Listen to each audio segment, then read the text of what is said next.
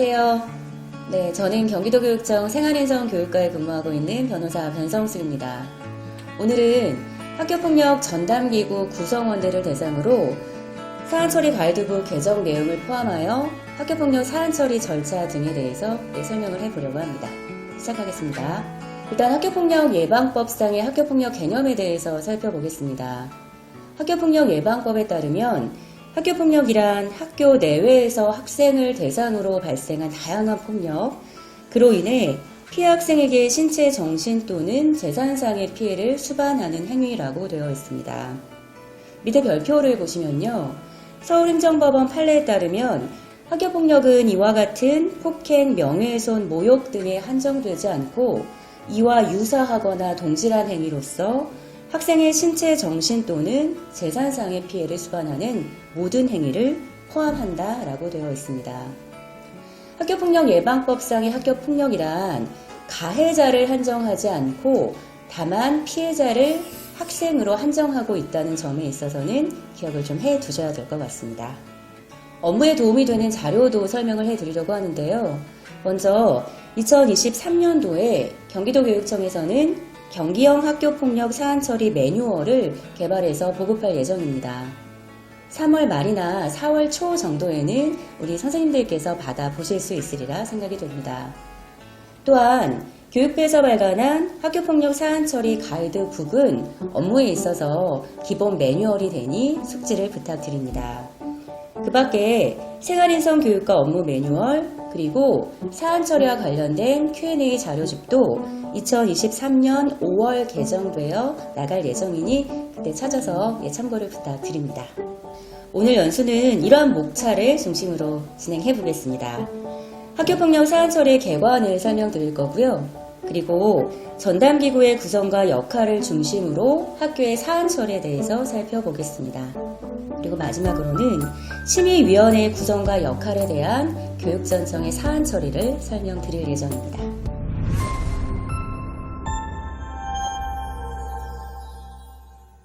먼저 학교는 사안을 접수하게 되면 전담기구에서 그 사안을 조사하게 됩니다.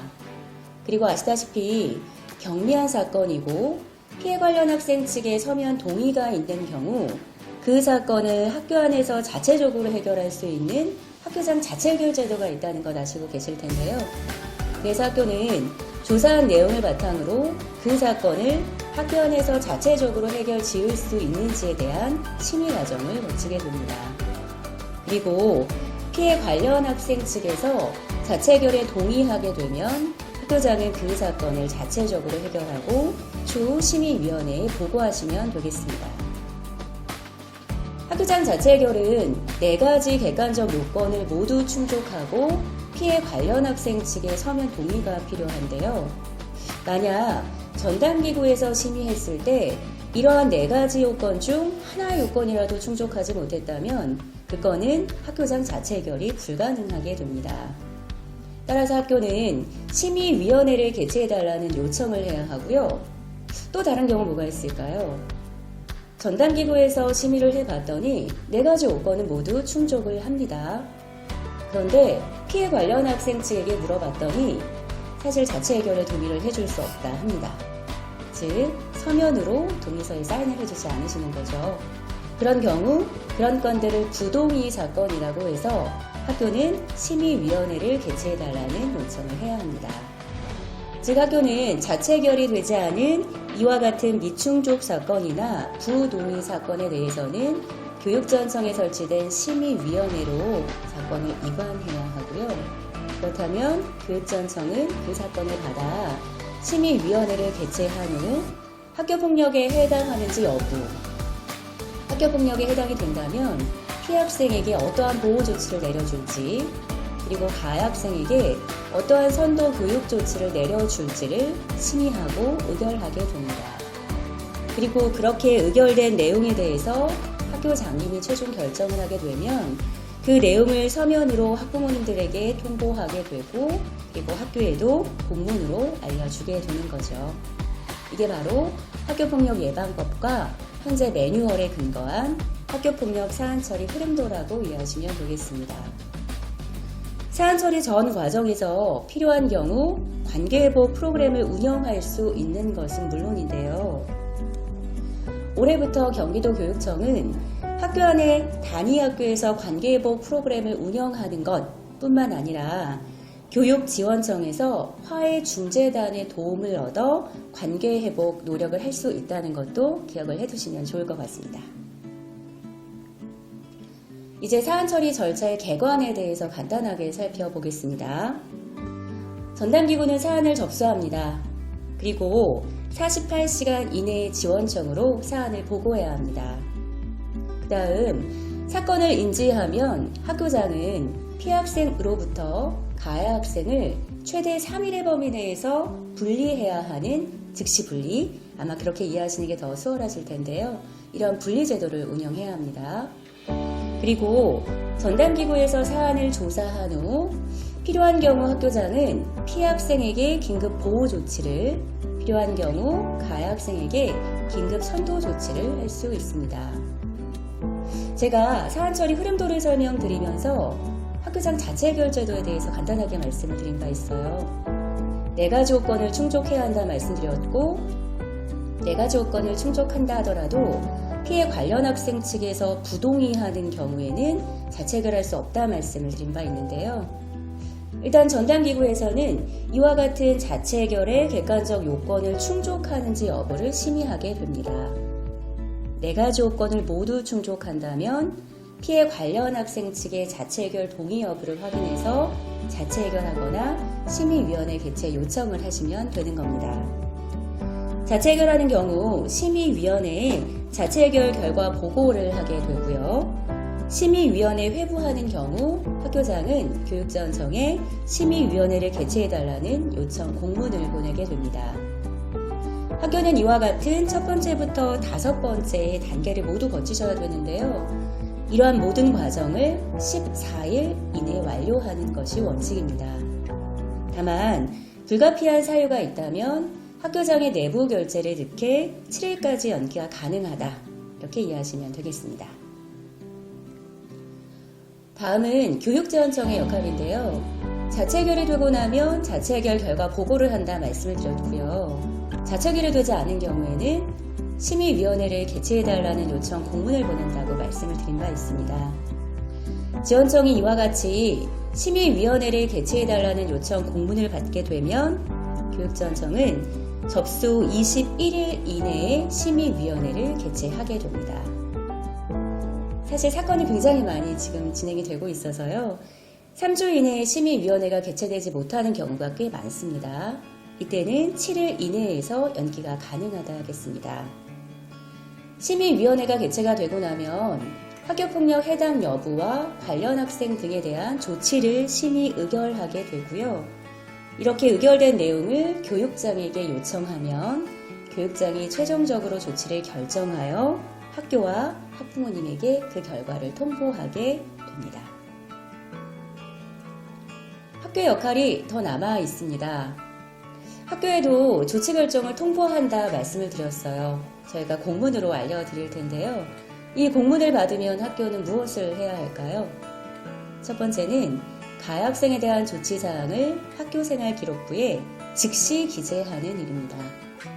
그리고 그 다음은 피해 학생과 가해 학생에 대한 조치 이행을 해야 하는데요. 이때 피해 학생에 대한 보호 조치는 동의를 받아 하는 것이기 때문에 강제할 수는 없을 것이고요.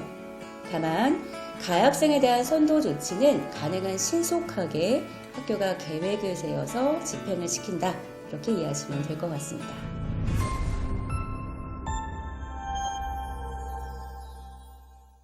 먼저 전담기구의 구성과 역할에 대해서 살펴보겠습니다.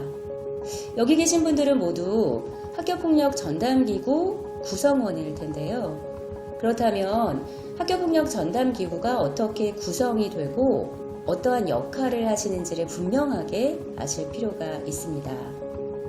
전담기구는 교감, 전문상담교사, 보건교사, 책임교사, 그리고 학부모 등으로 구성하도록 되어 있습니다. 이때 학부모는 구성원의 전체 구성원의 3분의 1 이상 위촉이 되어야 하고요. 또한 학부모들은 반드시 학교 운영위원회의 추천을 받은 자이어야 하겠습니다. 그 밖에 심의 방법이라든지 업무 분장이라든지 구성원의 임기, 이런 운영에 필요한 사항은 모두 학교장이 정한다고 이해하시면 되는데요. 따라서 학교는 매 학년도 학교폭력 전담기구 구성 및 운영 계획에 대한 내부 결재를 득할 필요가 있겠습니다. 다음은 역할을 살펴보죠. 저희가 사안 처리 흐름도에 있어서도 전담기구의 역할은 사실 살펴본 바가 있는데요. 먼저 전담기구는 사안을 접수하고 조사를 진행합니다. 자체 해결의 4가지 조건을 충족하는지 여부를 심의한다 말씀드렸던 것 기억나시죠? 이것을 자체 해결 부의 여부를 심의한다, 이렇게 저희가 표현을 합니다.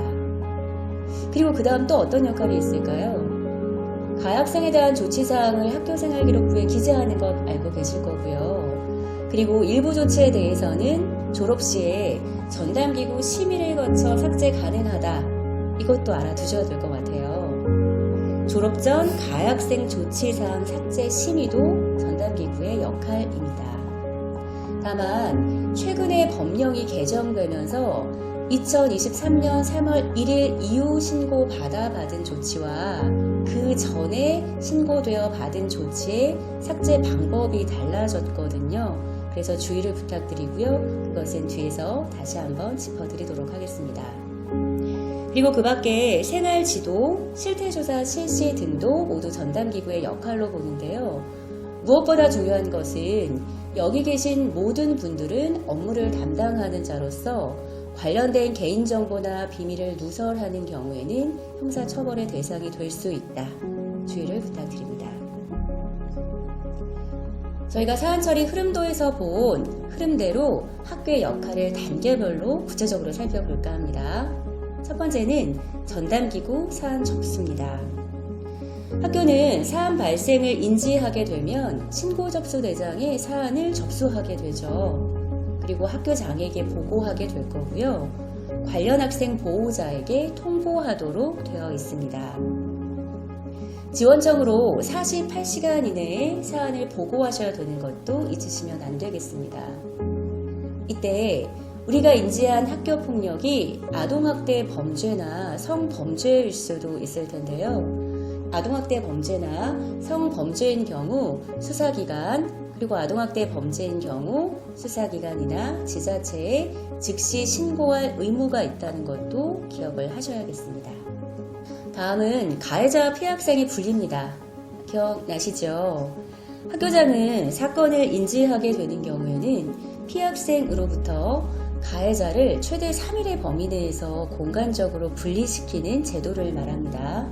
이것을 가해자 피해학생의 분리라고 하는데요. 한번 법을 살펴볼까요?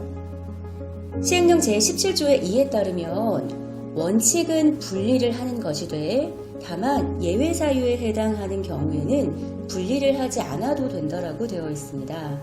그렇다면 예외 사유에 무엇이 있는지를 살펴봐야 될 텐데요. 첫 번째, 피해학생이 반대 의사를 표명하는 경우입니다. 피해학생 측에게 물어봤더니 가해자를 분리시키지 않아도 무방하다라고 말해주는 경우이죠. 그래서 관련된 양식을 통해 분리 의사를 확인하고 있습니다. 두 번째는 가해자 또는 피해학생이 교육활동 중이 아닌 경우이고요. 마지막은 가해학생에 대해서 긴급조치가 내려져 이미 가해자와 피해학생이 분리된 경우를 의미합니다. 다시 한번 정리해 볼까요? 학교장은 사건을 인지하면 피해학생에게 분리 의사를 물어봅니다. 원칙이 최대 3일의 범위 내에서 분리해야 하는 것이니 예외 사유에 해당하는지를 물어봐야 된다는 것이죠. 그래서 피해학생에게 가해학생을 분리시켜주기를 원하는지를 물어볼 것이고요. 원한다면 학교장은 최대 3일의 범위 내에서 가해학생을 공간적으로 분리시켜야 하겠습니다. 분리방법 결정도 살펴보겠습니다. 사건을 인지하면 학교는 24시간 이내에 분리 대상과 그 기간 그리고 공간 등의 분리 방법을 결정하게 됩니다. 제가 최대 3일의 범위 내에서 분리한다 여러 번 말씀을 드렸잖아요. 따라서 사안의 경중과 피학생 측의 의사들을 종합적으로 고려하여 가학생을 며칠간 분리시킬지, 그리고 어느 공간으로 분리시킬지, 예를 들어 학교 도서실로 분리시킬지, 위클래스로 분리시킬지, 혹은 공간이 마땅치 않아 학부모님과 이야기를 나눈 후 집으로 보낼지, 이런 것들을 결정하게 된다는 겁니다. 전담기구 또는 소속교원 협의를 통해서 학교장이 결정하는 것을 원칙으로는 하는데요. 굉장히 긴급한 경우에는 학교장이 직권으로 결정하시는 것도 가능하다 하겠습니다. 피학생에 대한 긴급조치 또는 가학생 긴급조치가 분리된 이후에 진행이 된다면, 그로 인해 가해자와 피학생이 분리가 된다면 저희가 보는 가해자와 피학생의 분리는 종료가 됩니다. 올해 추가된 내용이 있어서 설명을 해드릴까 합니다. 저희가 교육부와 경기도 교육청에서 이미 2021년, 2022년 두 차례에 걸쳐 이 분리와 관련된 Q&A와 관련된 공문을 내려보낸 바가 있거든요. 관련된 공문의 내용을 올해 2023년 사안처리 가이드북에 포함시켰다라고 이해하시면 되겠습니다. 참고해서 모두 읽어봐 주시기를 부탁드립니다. 다만 한 가지만 짚고 가죠. 선생님들께서 가장 많이 하시는 질문들이 있습니다. 가학생과 피학생의 반이 다르다. 학년이 다르다. 그런 경우에도 가학생을 또다시 공간적으로 분리시킬 필요가 있는 것이냐? 그런 질문 하시잖아요. 그에 대한 답이 첫 번째 동그라미에 나와 있습니다. 학급과 학년이 다른 경우에도 분리 의사를 확인해야 한다. 즉, 분리 대상은 맞다는 겁니다. 그래서 피학생에게 가학생을 분리시켜주기를 원하는지를 물어는 봐야 되는데요.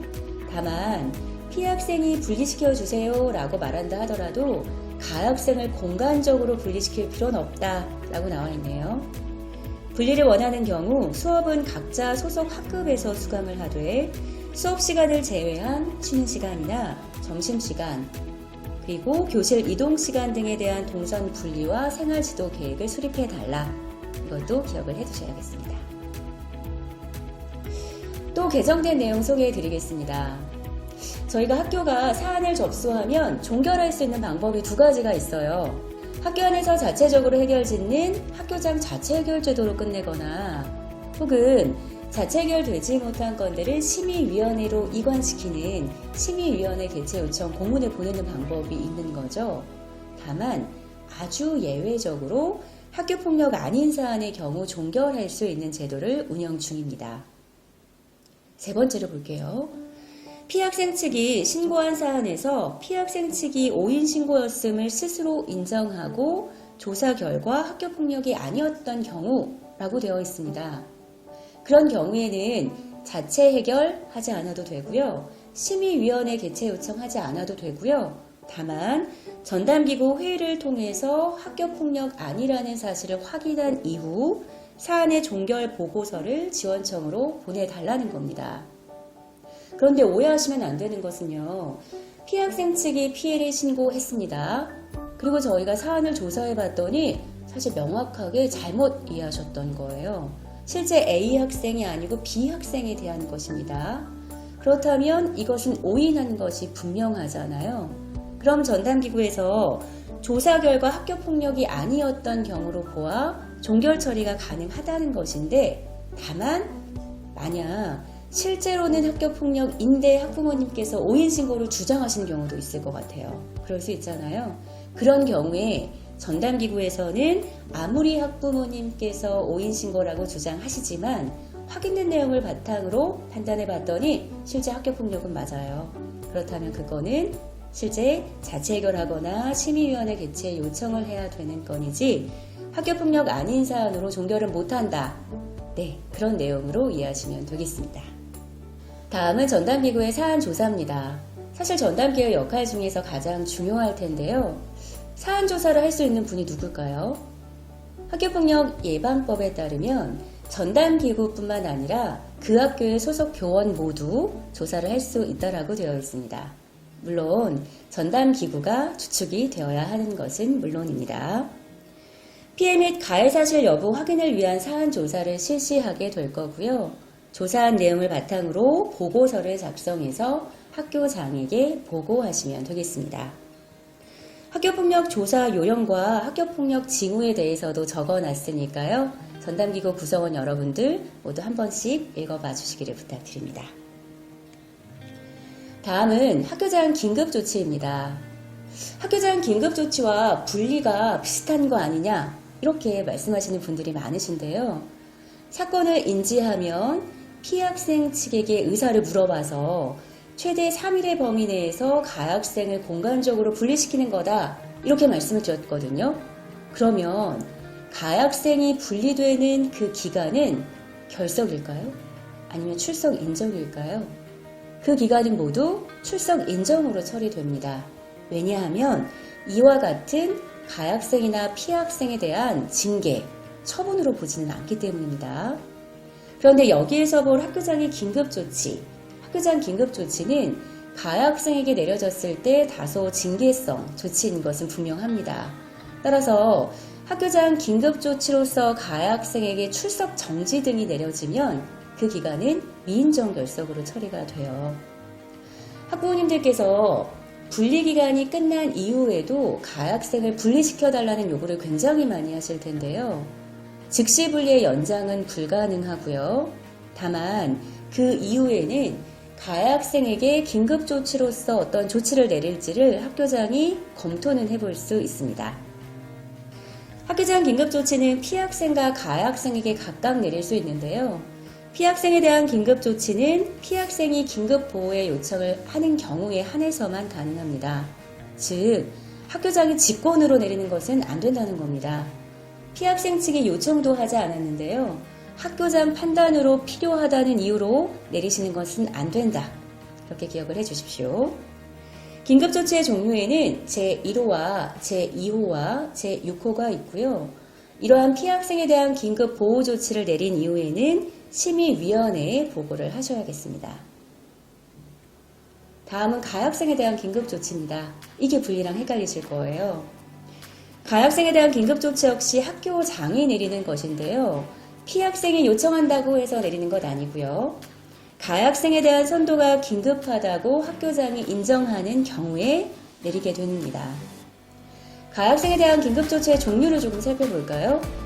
1호, 2호, 3호, 5호, 6호가 있습니다.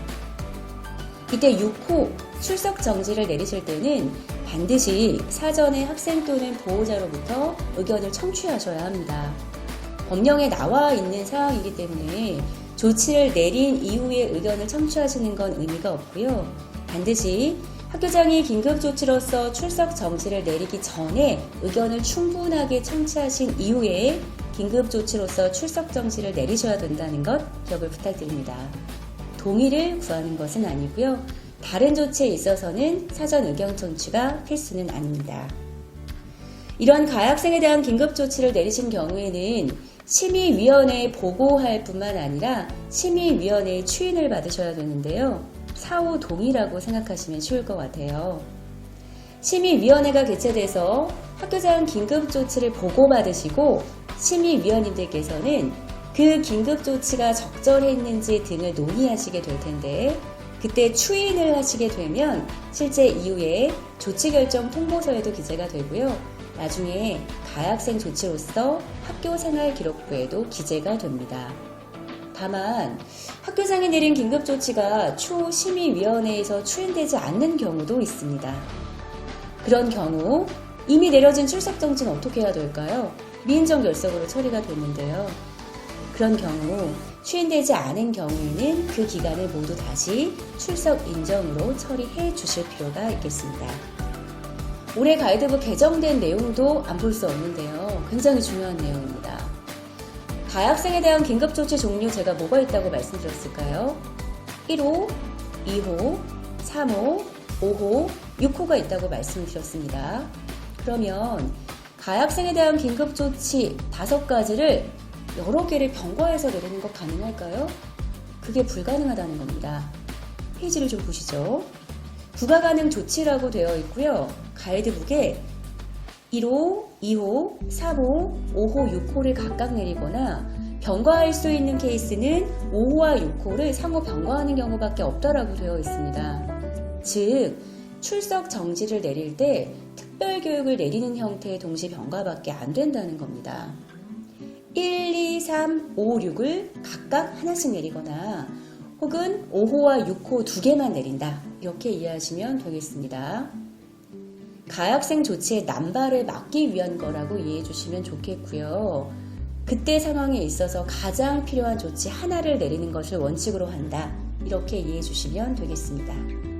학교장 자체결제도는 경미한 사건이고 그리고 피해 관련 학생 측이 서면으로 동의한다면 학교 안에서 자체적으로 해결 짓는 거다. 즉 심의위원회로 사건을 넘기지 않는 거다. 그렇게 말씀을 드렸고요. 그리고 이러한 자체해결 제도라는 것은 우리 마음대로 할 수 있는 것 아니고요. 전담기구 심의를 통해 4가지 요건을 충족하는 경우에 한해서만 가능하다. 이렇게 말씀을 드렸거든요. 기억나시죠? 그래서 객관적 요건을 충족하고 피학생 측이 동의하는 경우에 한해서만 자체해결이 가능하고요. 그 밖에 미충족 사건이라고 말씀드렸고 또 부동의 사건이라고 말씀을 드렸습니다. 이런 미충족 사건이나 부동의 사건은 심의위원회 개최해달라는 요청 공문을 보내게 됩니다.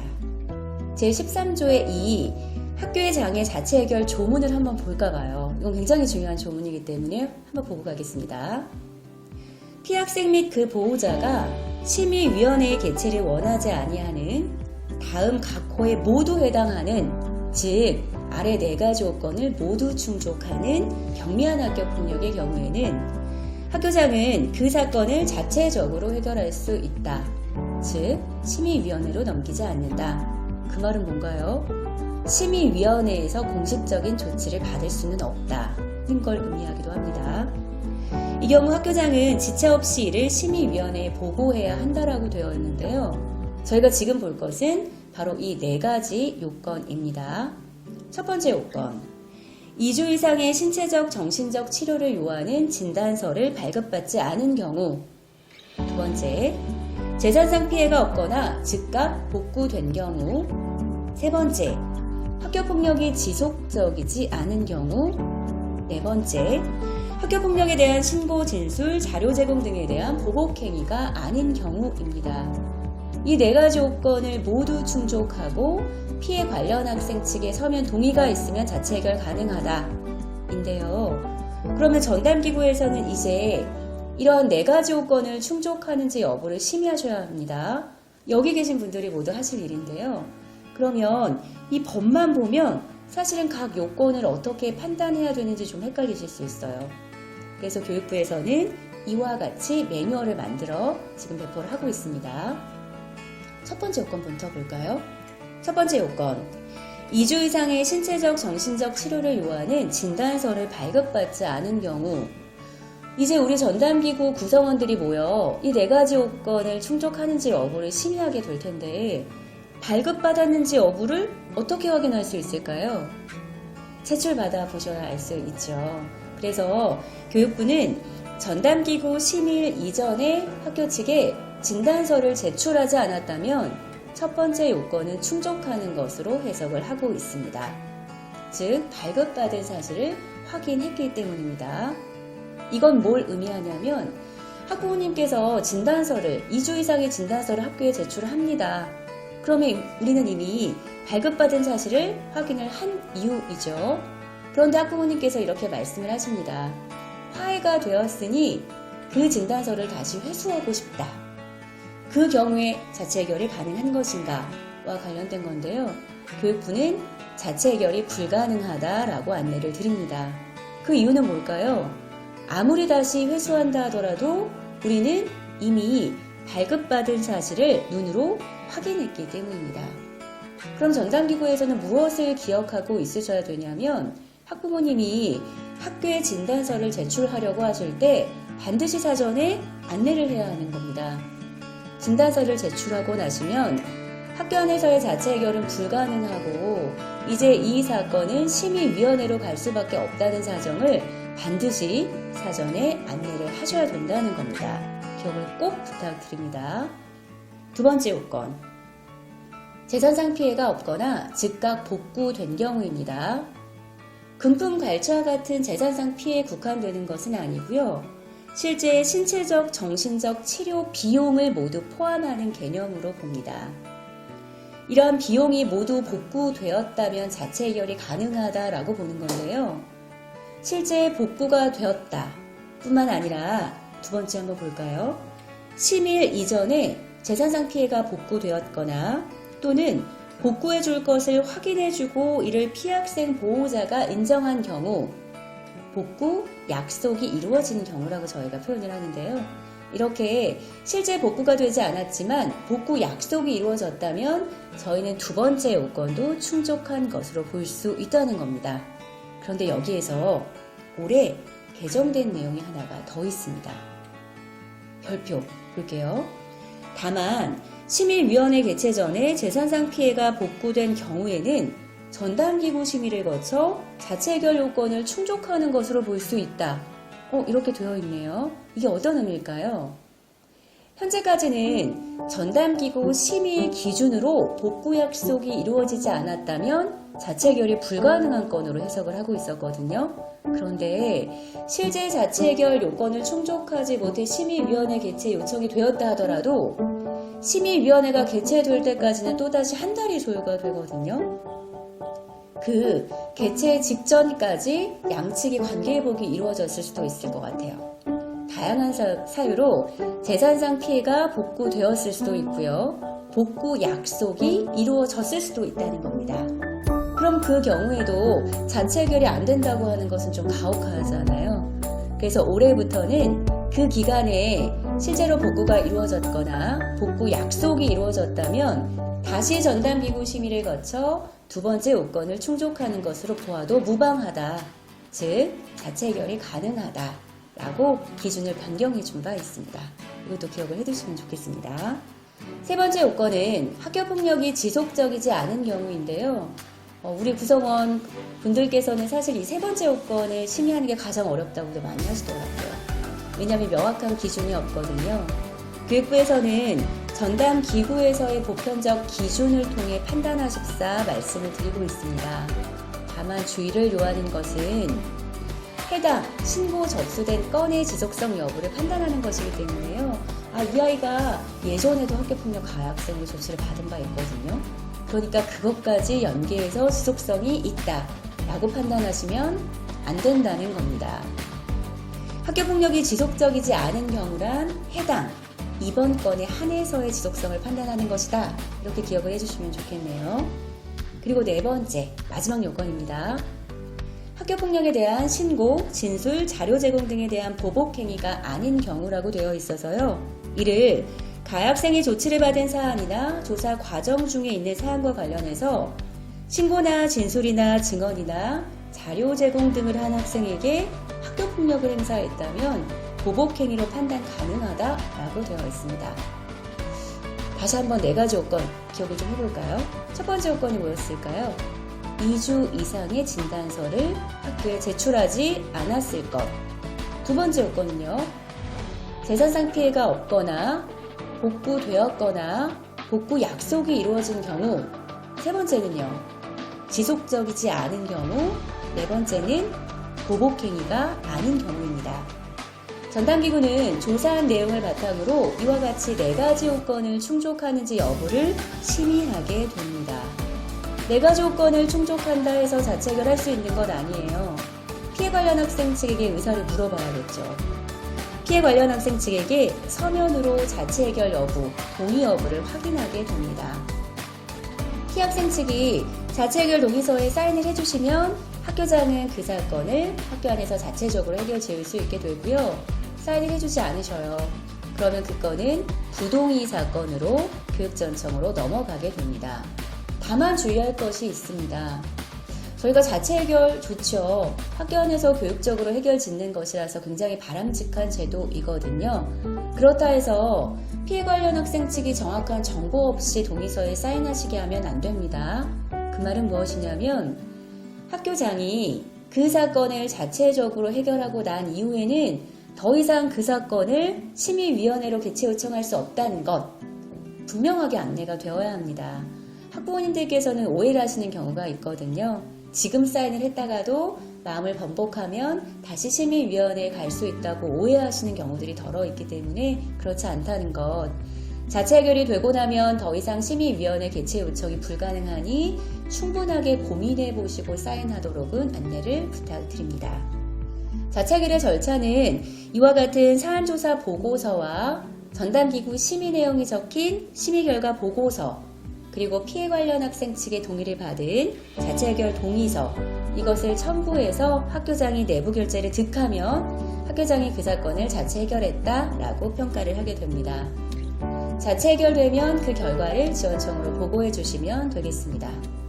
다만 두 가지 경우에 해당하는 경우에는요, 자체 해결된 이후라도 다시 심의원회 개최 요청을 할 수 있는데요.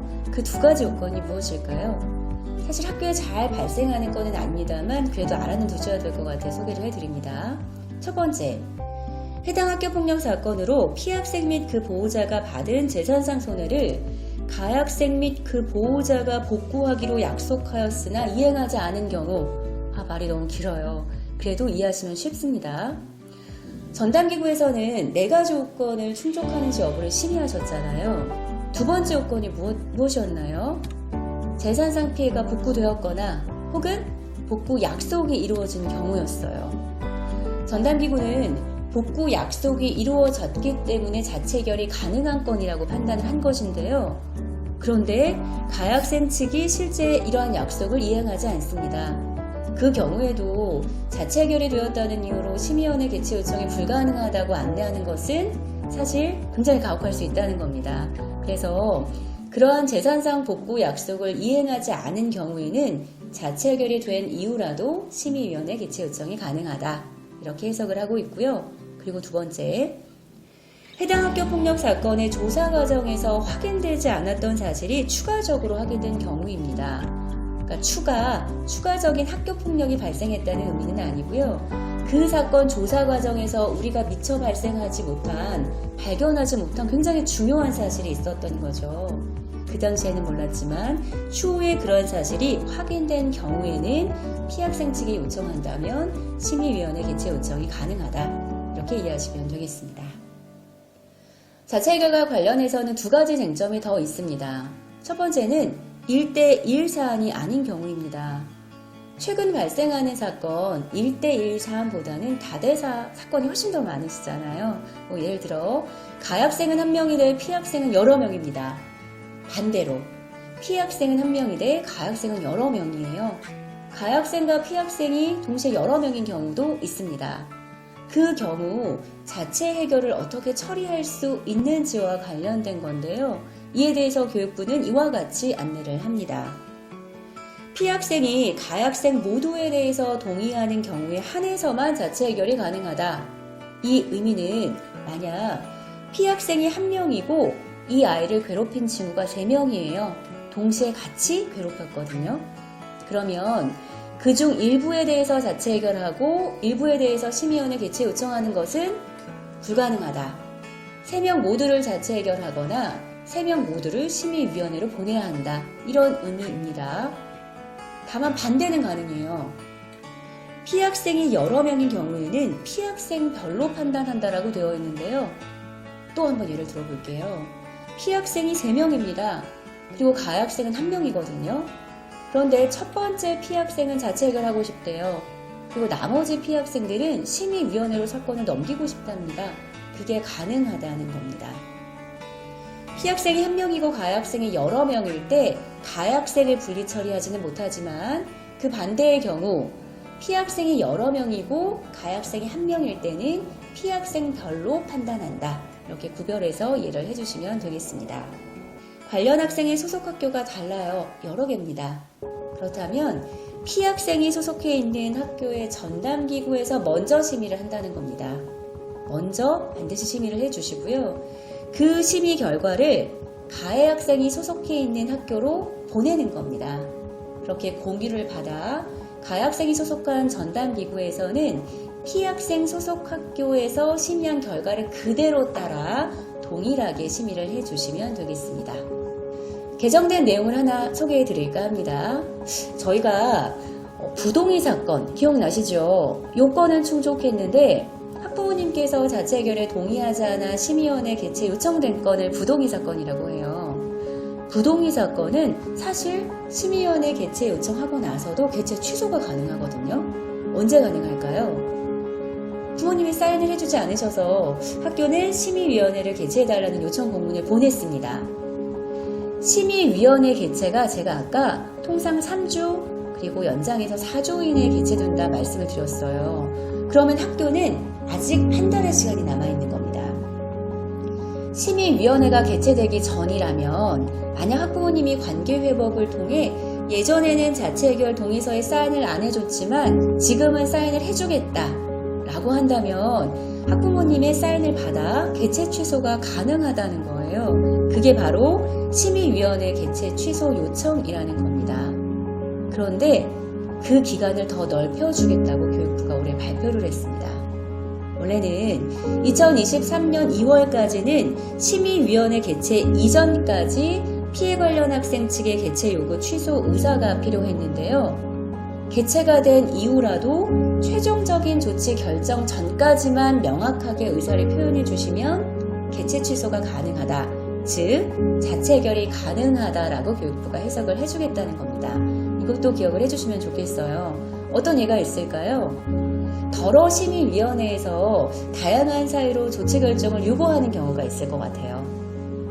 조치 결정을 유보해서 다시 학교로 그 사건이 돌아오는 경우가 덜어 있는데요.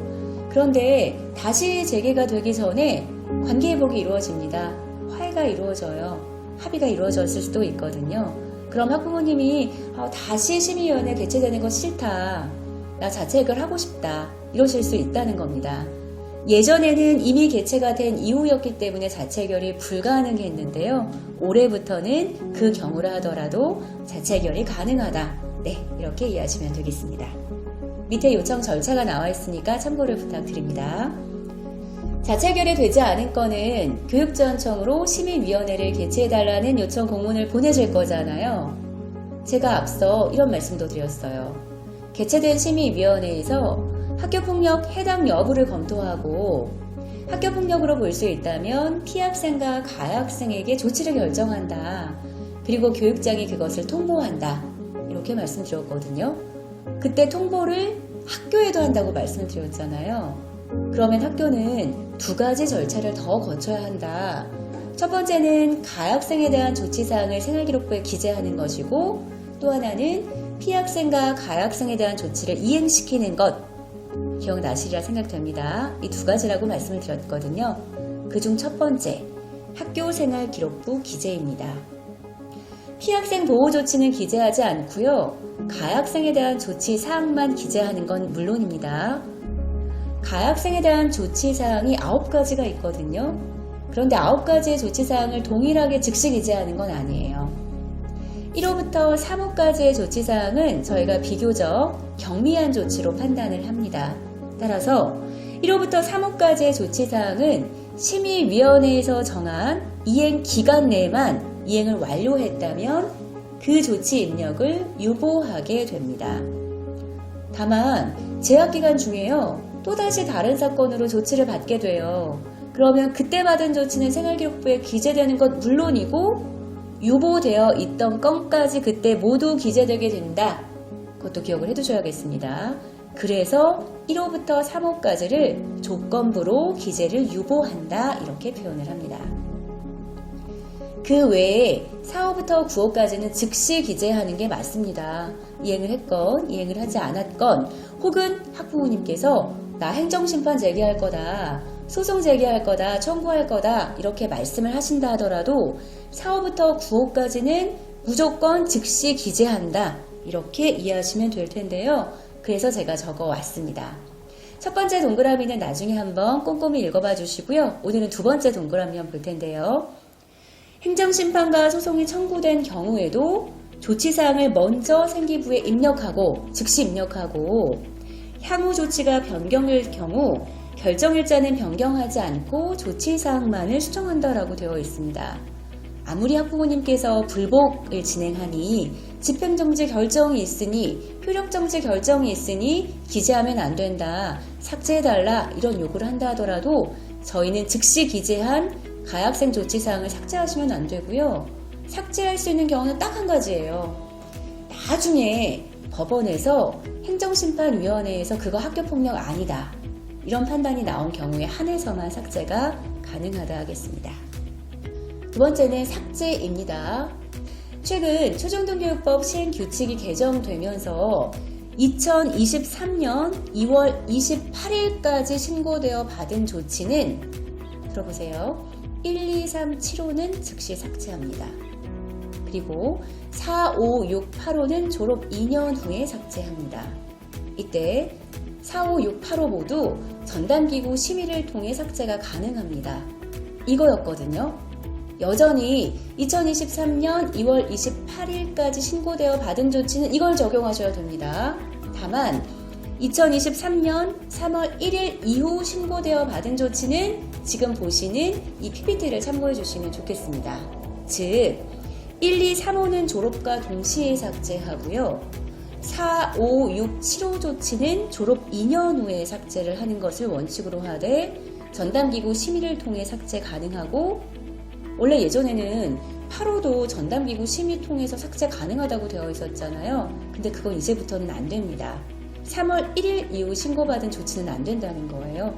8호 조치는 이제는 졸업 2년 후에 일괄해서 삭제를 해주시면 되겠습니다. 9호는 이전, 지금 모두 마찬가지로 삭제 대상은 아닙니다. 마지막은 피가학생에 대한 조치 이행입니다.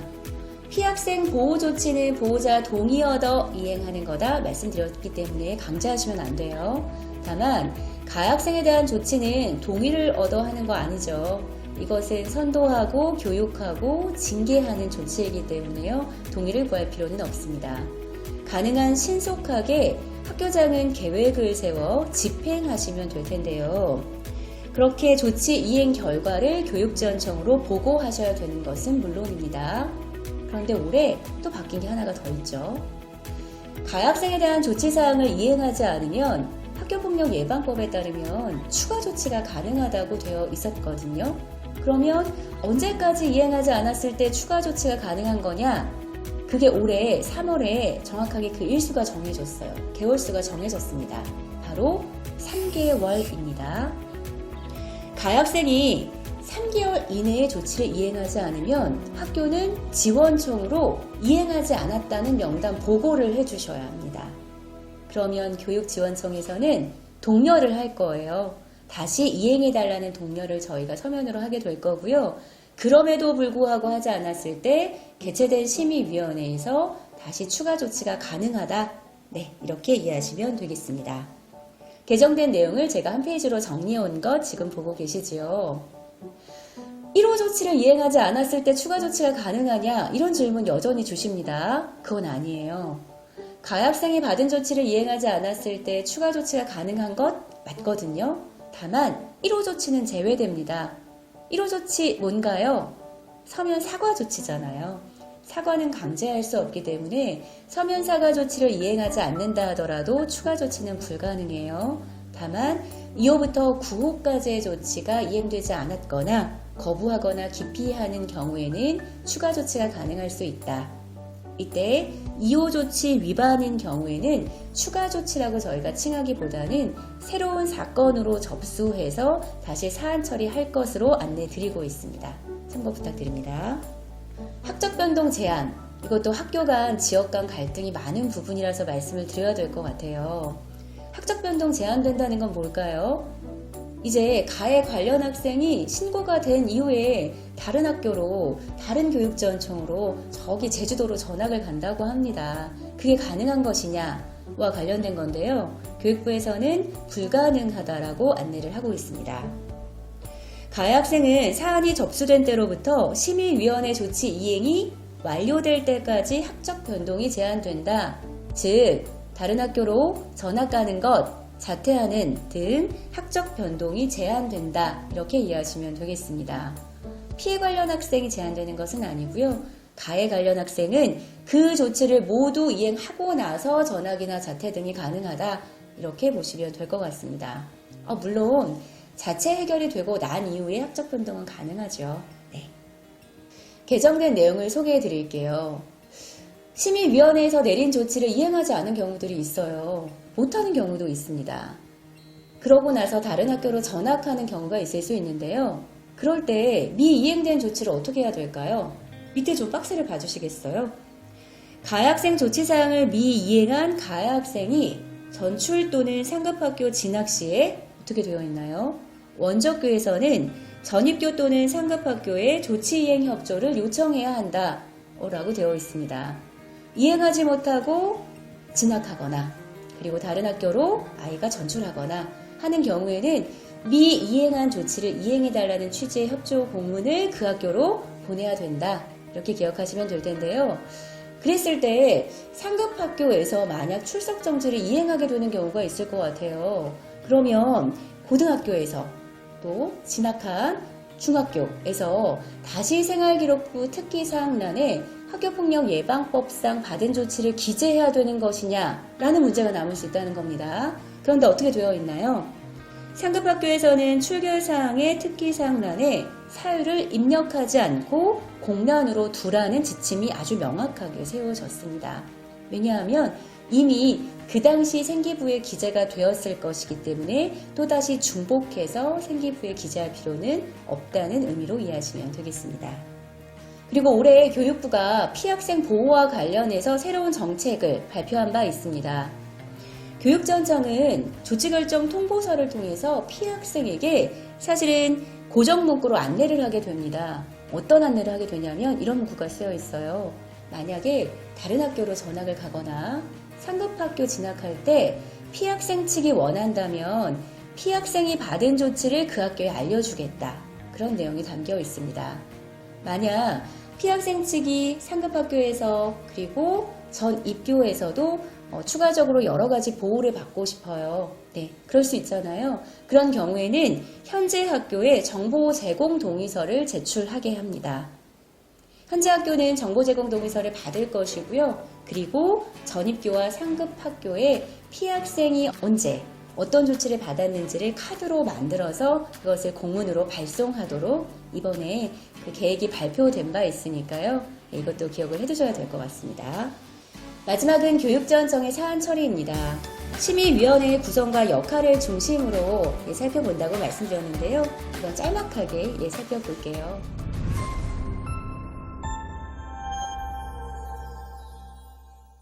교육전청은 학교폭력대책심의위원회가 구성이 되어 있습니다. 심의위원회 역할에 대해서는 살펴봤어요. 자체 해결이 되지 않은 건에 대해서 심의위원회 개최 요청이 된다 말씀드렸고, 심의위원회는 학교폭력 해당 여부와 그리고 관련 학생에 대한 조치를 심의하고 의결하는 기구라고 말씀드렸는데요. 이러한 학교폭력대책심의위원회는 10명 이상 50명 이내의 위원으로 구성이 되어 있습니다. 다만 전체 심의위원님들이 모두 모여서 심의 의결하는 것은 아니고요. 그 아래에 그 산하에 작은 소위원회가 여러 개가 배치가 되어 있어요. 그래서 실제 심의는 그 소위원회에서 진행이 된다라고 보시면 되겠습니다. 이러한 심의위원회는 학교폭력 사건을 심의하고 그리고 학교에서 자체 해결된 그 결과를 보고받는 등의 역할을 진행합니다. 심의위원회와 관련된 학교의 역할도 있습니다. 물론 학교는 자체 해결하는 게 가장 중요하고요. 자체 해결되지 않았을 때 심의위원회 개최 요청 공문을 보내면 학교의 역할이 마무리가 되었다. 일단 일단락되었다고 이해하셔도 될 텐데요. 실제 심의위원회가 진행되는 과정이라도 학교의 역할이 필요한 경우가, 학교의 협조가 필요한 경우가 분명히 있습니다. 일단 심의위원회 개최 요청은 학교가 해주셔야 될 것이고요. 그리고 심의위원회에서 교육지원청에서 사건을 검토하다가 추가적인 자료 제출 등의 협조를 요구하는 경우가 있을 수 있거든요. 그 협조에도 응해주시면 감사하겠습니다. 그리고 덜어는 심의위원회에 책임교사 등을 부르시는 경우도 있어요. 참고인으로 불러서 조금 자세하게 이야기를 들어보고 싶어 하시는 심의위원회도 있거든요. 그렇게 관련 교원의 출석 요청을 받으실 때 그것에도 적극적으로 응해 주시면 좋겠고요. 그리고 개최 후에는 관련된 조치 이행은 학교장의 몫이다 말씀을 드렸던 것 알고 계실 겁니다. 심의위원회는 학교폭력 해당 여부를 검토한다 말씀을 드렸고요. 간혹 이런 질문 하시거든요. 심의위원회로 올라가면 모두 징계가 내려지는 것이냐? 아닙니다. 심의위원회는 먼저 그 접수된 사안이 올라온 사안을 학교폭력으로 볼 수 있는지를 논의하는 기구이기 때문에요. 학교폭력이 아니라면 조치 결정 없이 회의는 종료가 됩니다. 학교폭력으로 인정이 되면 피학생 보호 조치를 내릴 수 있고 가학생에 대한 조치를 내려야 하고 그리고 가학생이 받은 조치에 따라 가학생과 보호자에게 부과된 특별 교육 등이 내려지게 됩니다.